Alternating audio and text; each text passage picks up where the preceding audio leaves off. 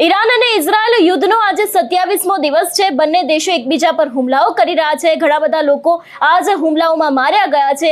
એવામાં અત્યારે હાલ એક સૌથી મોટા સમાચાર સામે આવી રહ્યા છે કે જેમાં વડાપ્રધાન નરેન્દ્ર મોદી આવતીકાલે સાંજે તમામ રાજ્યોના મુખ્યમંત્રીઓ સાથે વિડિયો કોન્ફરન્સ દ્વારા સીધો સંવાદ કરવાના છે। આ બેઠકનો મુખ્ય એજન્ડા પશ્ચિમ એશિયામાં ચાલી રહેલા યુદ્ધ અને તેનાથી ભારત પર પડનારી સંભવિત અસરોની સમીક્ષા કરવાનો છે। એટલે અત્યારે હાલ જે મિડલ ઈસ્ટમાં આખું યુદ્ધ ચાલી રહ્યું છે એના કારણે ભારત ઉપર જે અસર પડી રહી છે, ઘણી બધી જગ્યાએ રોજગાર ધંધાઓ બંધ થઈ ગયા છે।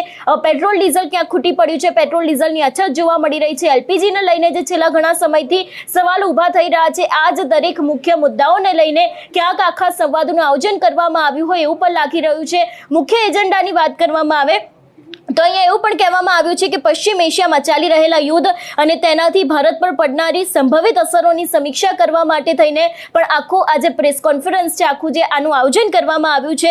કેન્દ્ર અને રાજ્યો વચ્ચે સંકલન સાધીને કોઈ પણ પરિસ્થિતિને પહોંચી વળવા માટેની તૈયારીઓ અને પ્લાનિંગ ઉપર પણ ચર્ચા કરવામાં આવશે। એટલે આગામી સમયમાં ક્યાંક આ યુદ્ધના વચ્ચે ભારત છે એના ઉપર આની વધારે અસર થઈ અથવા તો પછી પરિસ્થિતિ છે તે વધારે ને વધારે વણસી તો એને કેવી રીતે પહોંચી વળવું, એની સામે કયા પગલાં ભરવા, એ પણ દરેક વાતને લઈને પણ ક્યાંક આવતીકાલે ચર્ચાઓ થઈ શકે છે એવું લાગી રહ્યું છે।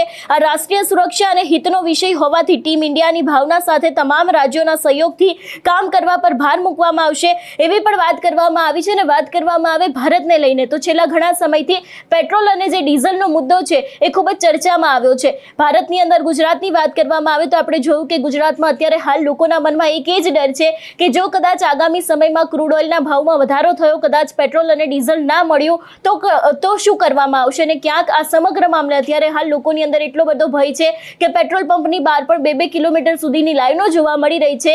એલપીજીની વાત કરવામાં આવે તો એલપીજીને લઈને પણ અત્યારે હાલ કંઈક આવી જ પરિસ્થિતિ ઉદ્ભવી રહી છે। અને હવે આ જ દરેક મુદ્દાઓ જે અત્યારે હાલ ચાલી રહ્યા છે, લોકોના મનમાં ડર છે, એવામાં હવે વડાપ્રધાન નરેન્દ્ર મોદી છે એમના દ્વારા આવતીકાલે સાંજે તમામ રાજ્યોના જે મુખ્યમંત્રીઓ છે એમની સાથે વિડીયો કોન્ફરન્સ દ્વારા સીધો જ સંવાદ કરવામાં આવશે। આ બેઠકનો મુખ્ય એજન્ડા આજે મિડલ ઈસ્ટમાં ચાલી રહેલા યુદ્ધ અને તેનાથી ભારત પર પડનારી સંભવિત અસરોની સમીક્ષા કરવાનો છે। કેન્દ્ર અને રાજ્યો વચ્ચે સંકલન સાધીને કોઈ પણ પરિસ્થિતિને પહોંચી વળવા માટેની તૈયારીઓ અને પ્લાનિંગ પર ચર્ચા કરવામાં આવશે એવી પણ વાત છે તે અત્યારે હાલ સામે આવી રહી છે। પેટ્રોલ